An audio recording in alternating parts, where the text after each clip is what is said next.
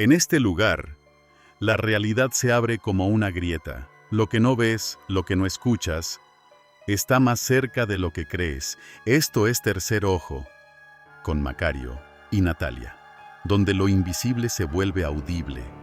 Prepárate, lo que estás a punto de escuchar no quería ser descubierto.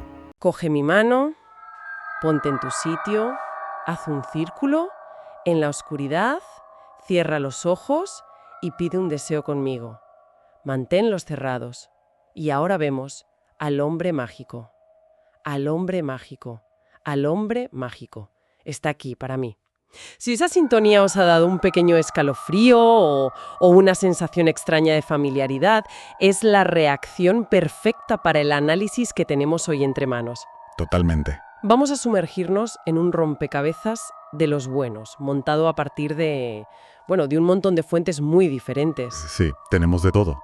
Hay recortes de lo que parece una novela, una entrada de Wikipedia que está, editadísima, hilos de foros online que son casi paranoicos. Y correos, notas internas, de todo un poco. Y todas estas piezas, giran en torno a lo mismo. A un fantasma. Un programa de televisión infantil de los 90 llamado Mr. Magic. Un programa que, según miles de personas en Internet, todo el mundo veía, pero del que, y aquí viene lo raro, no queda absolutamente nada. Ni un fotograma. Cero. Es un agujero negro en la memoria colectiva. Y ese es el gran misterio. Exacto. El reto es precisamente ese.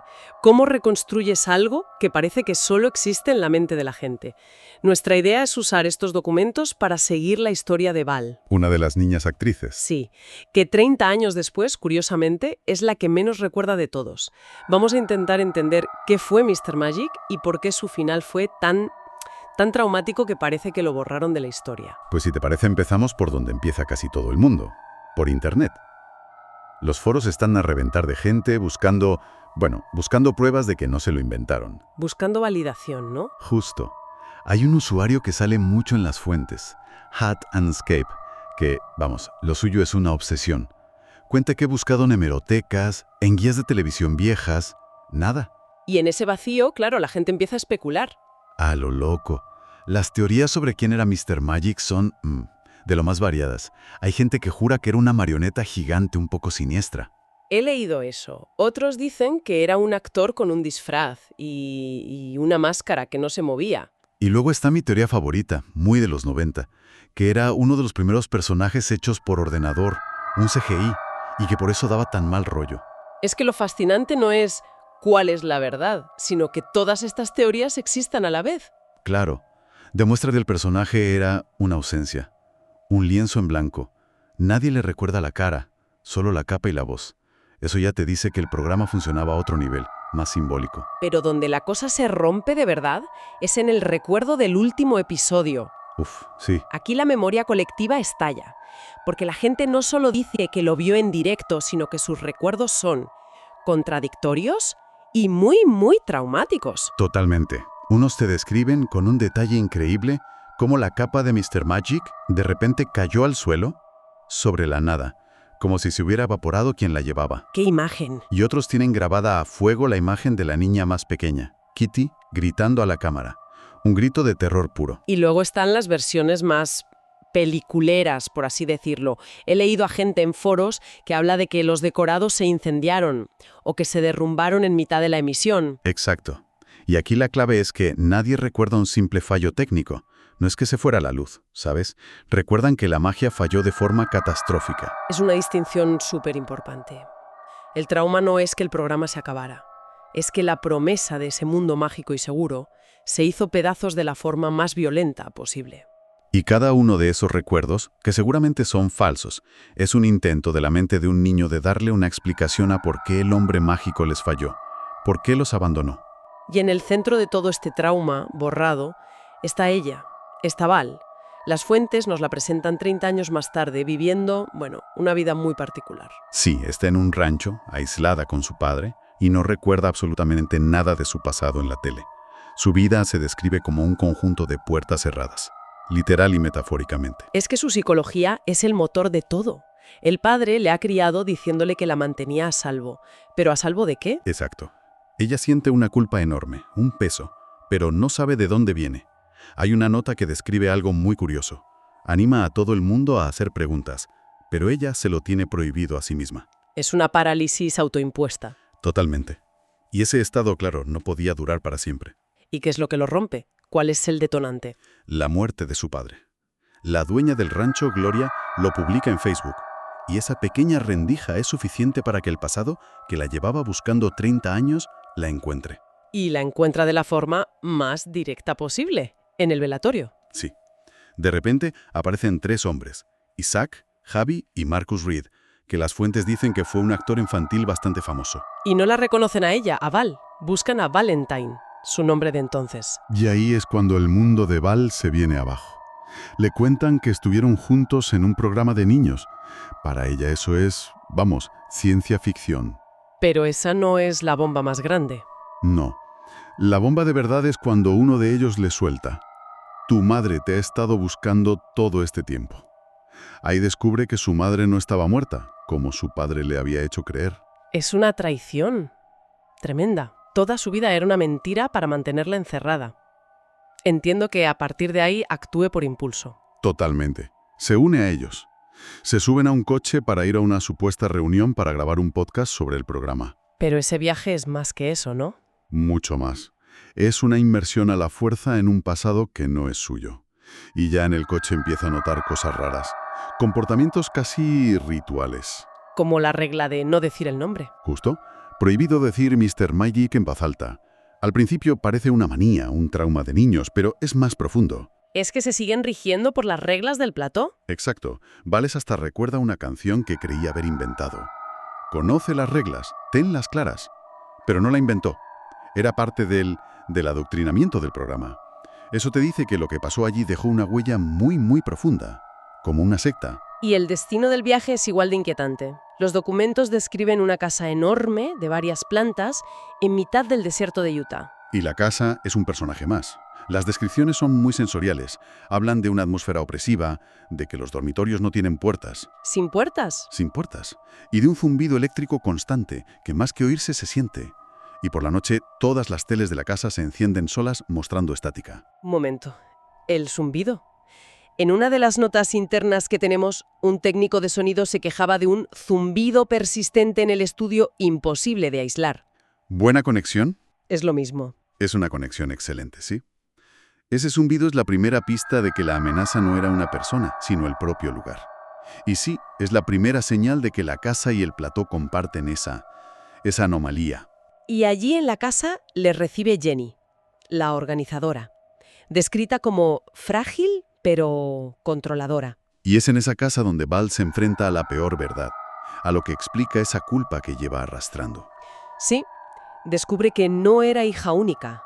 Tenía una hermana pequeña, Kitty, la misma niña de ojos azules de sus visiones. Y que su padre, al huir, se la llevó a ella, a Val. Pero a Kitty la dejó atrás, la abandonó. El cerebro de Val, para sobrevivir a eso, borró todo. La vean. ¿Pero por qué?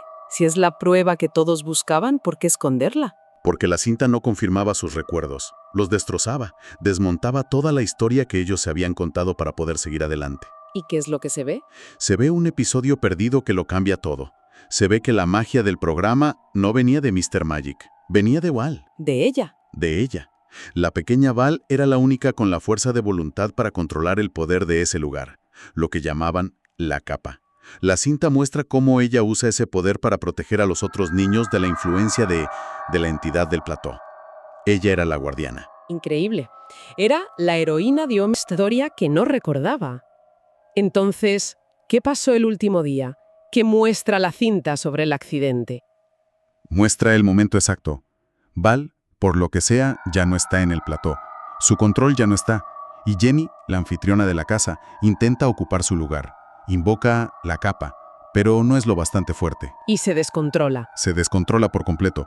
La energía se desborda y la descripción es que literalmente engulle a la pequeña Kitty delante de las cámaras mientras los otros niños miran, paralizados de horror. Hay que parar aquí un momento.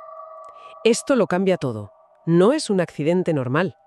Las fuentes describen un evento sobrenatural que borra a una niña de la existencia. La culpa que deben de llevar encima es inimaginable. Claro. Ahora se entiende por qué los recuerdos de los demás son tan distintos. Es que ninguno pudo procesar lo que vio. Su mente se inventó algo más lógico. Un incendio, un derrumbe. La verdad era demasiado monstruosa. Y por eso el zumbido, la casa, el poder, no era un programa de televisión.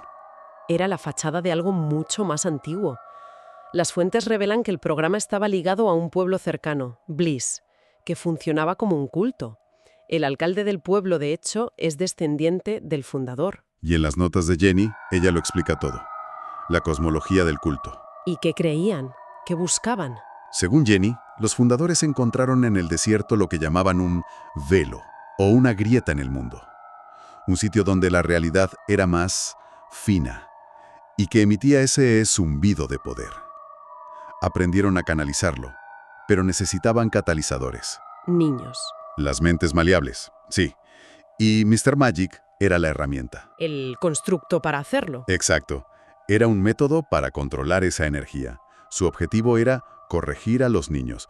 Usaban el poder para hacerlos obedientes, dóciles, perfectos. El papel de Mr. Magic era hereditario y el padre de Jenny fue el último. O sea que la rebeldía de Val no era un berrinche, estaba luchando literalmente contra una entidad para que no aplanara mentalmente a sus amigos. Y esa lucha nos lleva al clímax. El culto nunca se fue. La reunión en la casa es una trampa. Los han reunido porque quieren reiniciar el programa. Y para eso necesitan que Val arregle lo que se rompió. ¿Y cómo se arregla algo así? Todo apunta a que se necesita un nuevo sacrificio para estabilizar el poder. Quieren que Val les ayude a elegir a la siguiente víctima. ¡Qué aterrador!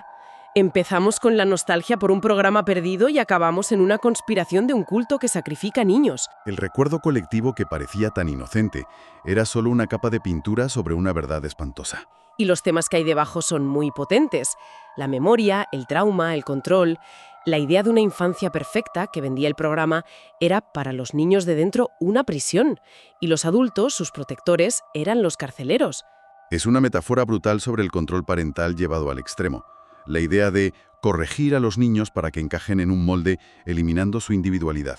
Aquí lo hacen literalmente. Pero el material no termina con Val como víctima. Su decisión final es lo que lo eleva todo. En lugar de huir, toma una decisión radical. Decide volver a entrar. Vuelve a ese espacio mágico, pero esta vez con sus recuerdos y con un propósito. Ya no como la víctima. Sino como la que tiene el poder. Elige ocupar ese vacío, convertirse ella en la nueva Mr. Magic. Para tomar el control. Pero no para continuar el culto. Para proteger desde dentro a Kitty y a los otros niños que puedan seguir atrapados ahí. Es un giro increíble. Decide convertirse en el monstruo para poder controlarlo. Y esto nos deja con una pregunta final, una reflexión. Sí. Si tuvieras el poder de reescribir un pasado doloroso, de crear un mundo perfecto para los seres queridos que perdiste, ¿qué estarías dispuesto a sacrificar? ¿Sería aceptable convertirte en el monstruo para proteger a los inocentes? ¿O ese acto de tomar el control absoluto, aunque sea con buena intención, no es, al final, una forma de perpetuar el mismo ciclo que lo empezó todo? Es una cuestión que da mucho que pensar. Así termina esta visión. Pero no creas que termina del todo. Puedes cerrar los ojos, pero el tercero sigue viendo. Esto fue Tercer Ojo. Si quieres abrir más puertas a la oscuridad, síguenos en redes. Búscanos como Tercer Ojo en todas las plataformas. Nos escuchamos en la próxima oscuridad.